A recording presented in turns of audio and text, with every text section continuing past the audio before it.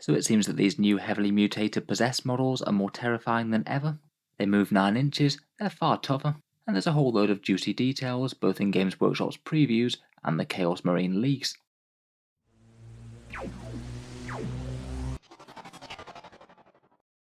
Hello and welcome back to Warspets Tactics, where today once again we're talking Chaos as Games Workshop gears up for the release of Codex Chaos Space Marines, the long-awaited time for the traitors to rise again. In the Warhammer Fest previews they'd already showed us that there was a new Possessed kit on the way, 5 new models that were significantly tougher and scarier looking than the previous, and now we've got some official confirmation from Games Workshop that their stats are vastly inflated. These guys really have been swelled by the warp to a whole extra level of dangerousness. We'll go over all the previewed and confirmed stuff first, then move on to the leaks most relevant for the Possessed squad. Currently, at the moment, the Possessed rules are kind of all over the place. They still have a datasheet in Codex Chaos Space Marines from a good long time ago. They have 2 wounds and strength 5 and toughness 4 in that, and then they have a Death Guard datasheet which got updated from the previous, allowing them to get extra attacks and also toughness 5. Though I think that the toughness 5 was just because they happen to be Nurgle and Death Guard aligned. Then we've got those greater possessed character kits as well, the ones from the Start Collecting Chaos Space Marines box. Though the rumour is that they're going to be gone as a unit in the new book, and they're basically going to be the same size as these new big possessed. So I guess if you happen to own them, they'd just fill in a unit here. It's perhaps not too surprising that when Games Workshop releases a bigger chunkier kit for the unit, they get some slightly boosted stats. This is 9th edition after all, and it only gives them extra excuse. Perhaps the biggest news of the preview is the new Statline. First up they have a movement of 9 inches up from 7, which I must admit is faster than I thought they would have been. They really are going to be hurtling across the battlefield a lot faster than standard infantry. Pretty much always a good thing for making a dedicated melee unit relevant. Then it seems that even on standard non-Death Guard possessed, they're both strength and toughness 5 now with 3 wounds. They were already strength 5 on both datasheets, but toughness 5 and 3 wounds just makes them a whole load chunkier, basically the equivalent of a Gravis Space Marine now. I can't help but think that that is going to come with a decent points increase. Currently they're only 20, but with this sort of stat line going on and the access to the various buffs that Chaos has available, I'd be thinking at least 30 and possibly a fair bit more than that. Going up to toughness 5 and 3 wounds certainly adds additional credence to the greater possessed basically being rolled into this new datasheet. Between that and their attacks characteristic, they don't look all that different now. Speaking of which, the previous possessed had D3 attacks and +1 for hateful assault. The Death Guard one got a flat 4, these guys now have a flat 5, and their melee weapons are much improved as we'll see in a second. Pretty helpful not to have to roll the D3, as if you got a 1 then the unit could just be very flat-footed in the combat phase.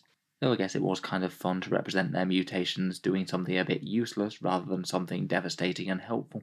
Finally, on the invul save front, they also will be maintaining their 5+ invul save for being demons, and that's quite nice to have on a big tough multi-wound infantry unit. They're quite likely to be taking fire from the biggest heaviest things around. Melter weapons and things won't go through them quite as easily as normal. I admit that perhaps their invul is a little bit less relevant post Armour of Contempt. There's no reason to think that they're going to lose it, and it would mean that the invul's only relevant against AP-4 and better. Still though, all around much improved. Being fast, dangerous, and a massive pain to put down is a really good combo for the unit being good. Otherwise, they have been generous enough to show off their hideous mutations. In the previous codex, their combat weapons were AP-2 but an unfortunate flat 1 damage, meaning that they were very dangerous against light infantry, but a lot less so against anything that had multi-wounds, unless maybe you were word bearers and you managed to get the additional pip of damage on them. Now those mutations will be striking at strength user, AP-2 and damage 2, each one striking with those 5 attacks, and that means that say if you had a unit of 5 of these, you'd be killing around at least 5 standard Space Marines per turn, even with Armour of Contempt, and that's just with average rolling. Another interesting thing is that they're going to be getting a Possessed Champion too. Previously, the datasheet for 8th and 9th edition hasn't had a champion on it, so it's good that they'll be able to get the extra attack. The champion will have +1 attack, so presumably 6, and I guess a leadership 10 as well, as seems to be the case for Terminators. Certainly doesn't hurt, particularly if there's any stratagems or relic upgrades or anything that you can give unit champions for Chaos Space Marines. Finally, in another little teaser from Games Workshop, they've said that there's going to be a new rule called Let the Galaxy Burn. This one looks like it's going to be a fairly generic Chaos Space Marine one that's shared both by the Possessed and many other units. It sounds like it's going to be something at least fairly generic. Perhaps the most likely candidates are going to be their new combat doctrines, the ones where they're rumoured to get sixes to hit exploding, or potentially maybe the traitor version of Angels of Death, a big amalgamation of different rules including things like Bolter Discipline, Armour of Contempt, or maybe even a traitor version of And Let All Know No Fear. In any case, it sounds like they'll be previewing that at a different time, and I'll certainly cover it here on the channel when we know more. In any case, that isn't all that we know at this point. We've also got a fair chunk of details from those Chaos Space Marine leaks over on the Bolter and Chainsword. These ones have been very accurate so far, and this preview additionally confirms what they were saying. He basically predicted the profile for the new Possessed exactly, including the movement of 9, 3 wounds, and damage to weapons. Overall, it does mean that the other things that they've said do seem to be quite likely at this point. In general, other than the things that we already know, you can also have up to 10 possessed per squad. Previously you could have more than this, but I think that was almost a guaranteed change to happen considering they went to a maximum of 10 in the Death Guard Codex. Plus they will be sold in units of 5 as well, so it does mean that having 2 of them to make a big unit makes sense.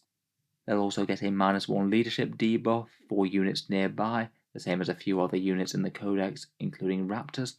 Again, I can see why that would be the case.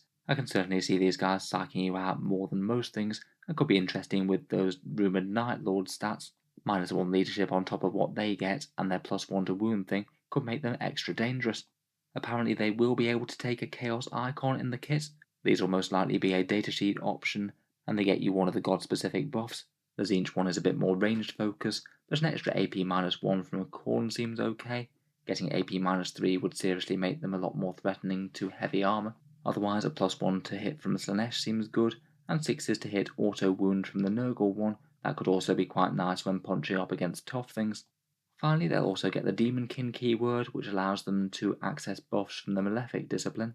This one, as it is now, looks like it's got great synergy with them, +1 to wound in combat, resurrecting slain ones, a 4+ invul, another way to get 6s to hit auto wounding, and 1 for +1 strength, toughness, or both if you cast high.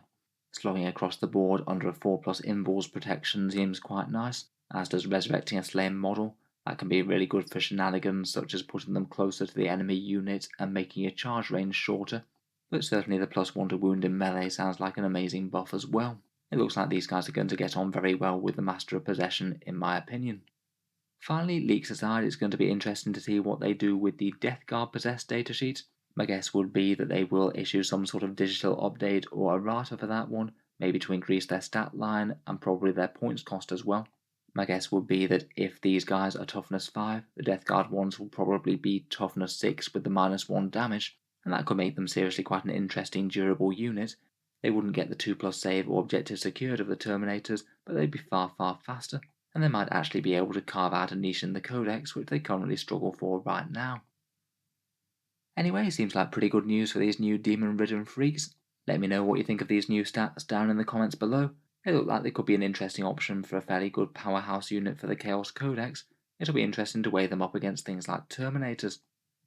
Let me know your thoughts or any other implications down in the comments below, and feel free to subscribe to Auspex Tactics if you'd like to see more. I'll certainly keep on covering any news or rumours of the Chaos Codex and review it in full once it's out. Finally, if you have been enjoying all the videos on the channel, I would just like to mention that Auspex Tactics does have a Patreon page, and you can find it down in the video description. Channel patrons do get a fair few advantages, seeing certain videos early each week, regular votes to see what sort of things come next on the channel, and automatic entry into the regular prize giveaways with a chance to win some really big model kits each month. If any of that sounds good to you, or you'd just like to help support, the link's down in the video description below. In any case, an enormous thank you for listening, and I'll hope to see you guys next time.